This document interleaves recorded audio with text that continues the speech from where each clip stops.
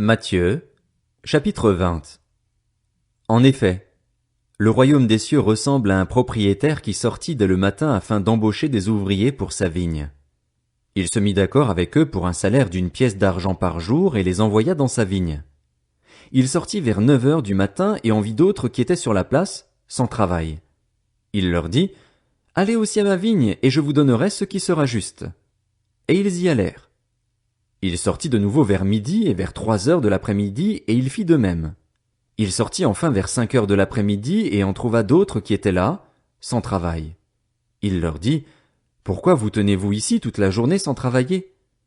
Ils lui répondirent, « C'est que personne ne nous a embauchés. » « Allez aussi à ma vigne, leur dit-il, et vous recevrez ce qui sera juste. » Le soir venu, le maître de la vigne dit à son intendant, « Appelle les ouvriers et paye-leur le salaire, en allant des derniers aux premiers. » Ceux de 5 heures de l'après-midi vinrent et reçurent chacun une pièce d'argent. Quand les premiers vinrent à leur tour, ils pensèrent recevoir davantage, mais ils reçurent aussi chacun une pièce d'argent. En la recevant, ils murmurèrent contre le propriétaire en disant, « Ces derniers arrivés n'ont travaillé qu'1 heure et tu les as traités comme nous, qui avons supporté la fatigue du jour et de la chaleur. » Il répondit à l'un d'eux, « Mon ami, je ne te fais pas de tort.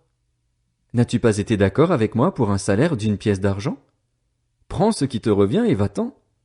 Je veux donner à ce dernier arrivé autant qu'à toi. Ne m'est-il pas permis de faire ce que je veux de mes biens? Ou vois-tu d'un mauvais œil que je sois bon? Ainsi les derniers seront les premiers et les premiers seront les derniers.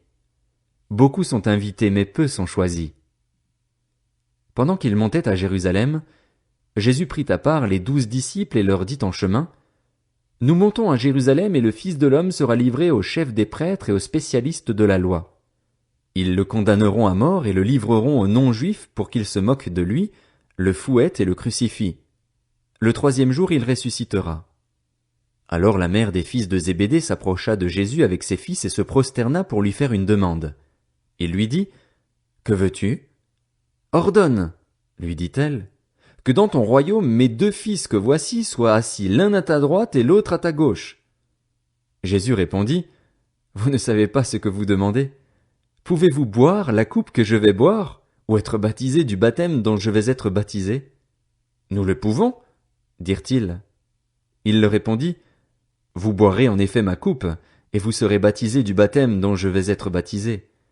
Mais quant à être assis à ma droite et à ma gauche, cela ne dépend pas de moi et ne sera donné qu'à ceux pour qui mon Père l'a préparé. » Après avoir entendu cela, les 10 autres furent indignés contre les 2 frères.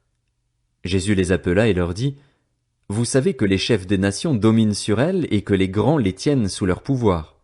Ce ne sera pas le cas au milieu de vous, mais si quelqu'un veut être grand parmi vous, il sera votre serviteur. Et si quelqu'un veut être le premier parmi vous, qu'il soit votre esclave. C'est ainsi que le Fils de l'homme est venu, non pour être servi, mais pour servir et donner sa vie en rançon pour beaucoup. » Lorsqu'ils sortirent de Jéricho, une grande foule suivit Jésus. 2 aveugles, assis au bord du chemin, entendirent que Jésus passait et crièrent, « Aie pitié de nous, Seigneur, fils de David !» La foule les reprenait pour les faire taire, mais ils crièrent plus fort, « Aie pitié de nous, Seigneur, fils de David !» Jésus s'arrêta, les appela et dit, « Que voulez-vous que je fasse pour vous? » Ils lui dirent, « Seigneur, que nos yeux s'ouvrent. » Rempli de compassion, Jésus toucha leurs yeux. Aussitôt ils retrouvèrent la vue et ils le suivirent.